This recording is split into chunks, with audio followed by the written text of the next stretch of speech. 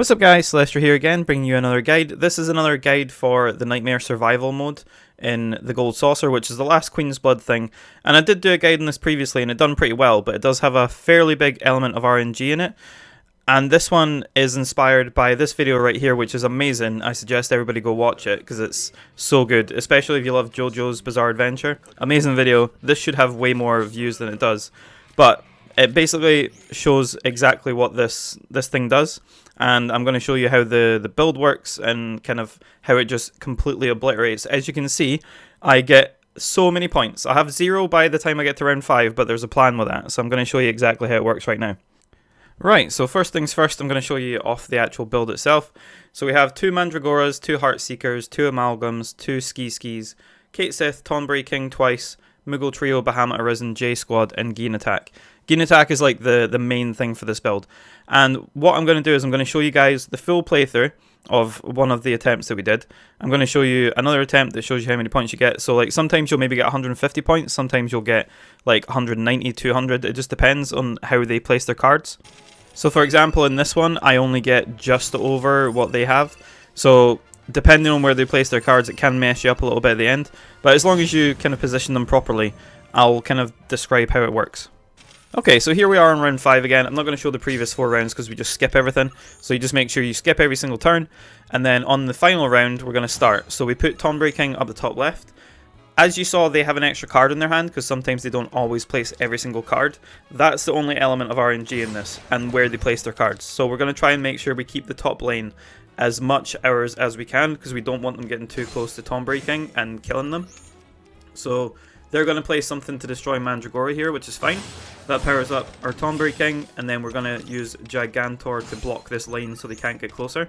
They will usually try and place one right next to it, if not in the bottom right hand corner. At this point, might be a little bit frightening. You might have to restart if they do something else here, but if you place something down the bottom, they'll usually try and guard you or do something similar. So that's the Ramuh card. They wouldn't usually have that. They would only have Bahamuts or some other cards. And then we're going to start trying to take our lanes just so they can't take everything over. So we're going to place one of these cards down here just to try and get some space back, because you will actually need space to do this. So Tonberry King top left. The other Tonberry King is going to go here because we need to have him in the middle lane. This is how the build works with Gene Attack. And then we're going to start destroying a lot of our cards. That's how this one works. But we basically have our entire deck in our hand at this point, so you're pretty much winning here. Because that will get destroyed, it will give you another card. Same with the Heat Seekers, same with the Amalgams. Anytime they get destroyed, they give you extra cards. The Johnny card and the Bahamut Arisen card, they spawn token type things that can be destroyed because they'll pretty much spawn on the things that have like -1, -1, -2. So we're going to keep placing these cards, getting rid of them. The Amalgams give you this Resurrected Amalgam, which actually can destroy cards, which can be quite annoying because I actually destroy the Bahamut here, so I'm down a space, but it's fine because that means that I can actually take over the red ones that were there, and that gives me more space to place more cards down. So then this gets destroyed as well, buffs our Tonberries. Sometimes you might have 2 Ski here. You don't get every single card in your deck, you may miss like 1. That's why I don't have 2 Ski here. But yeah, you just basically place Johnny, look at all these Johnny cards that get spawned and they get destroyed, just like that. Only thing is they will turn all the spaces into 1s, so just keep that in mind. If you need to place like a level 3, you'll need to buff them back up to level 3 by placing things near them so it increases it.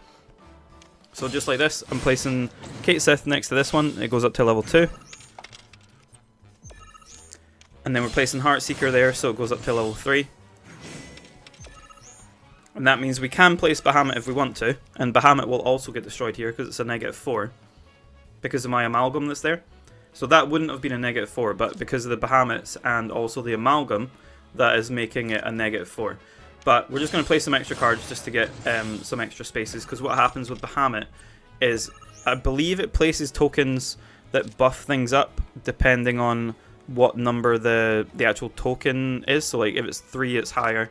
But then what happens with Bahamut is once those things get destroyed, it buffs up things nearby, which is amazing, and you'll see your points skyrocket. So as you see here, all these things get placed. Yeah, so if there's more tokens, like more of the little chess pieces on a tile, you'll get more power. So it buffed them up a little bit, but not as much as it buffed me up, so that's great. And then we're placing some more cards down just to get destroyed, just like this. And we keep getting cards, so that's great. We're using Geen attack at the very end, so keep that there. We still have a few cards to get through, so we've got Amalgam, we've got Mandragora. Get rid of that one.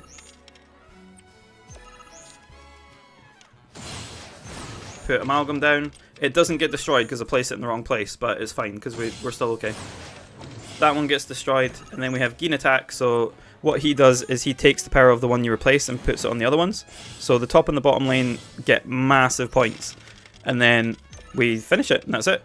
So you don't need to try and survive every single round and get points in the round. You literally just wait until the very, very end, and then just use all your cards like that. You might not always get the same setup. Like I said, they'll place cards differently at the end. They might have an extra card or two, but you will still be able to do pretty much the same strategy. As long as you have one Tomberry at the top and one in the middle, and then a Ski or two somewhere else, and then you use the Johnny card, the Bahamut card, things like that, you will get massive amount of points, and you will easily breeze through this challenge. So there you go, guys. Another method to do it. Seems a little bit... It's still a little bit RNG, but it's nowhere near as RNG as my previous method. And like I said, go watch that video because it's absolutely amazing. Link is in the description for that video. Hope you guys enjoyed this little guide. I will see you all in the next one. Have a great day. Bye-bye.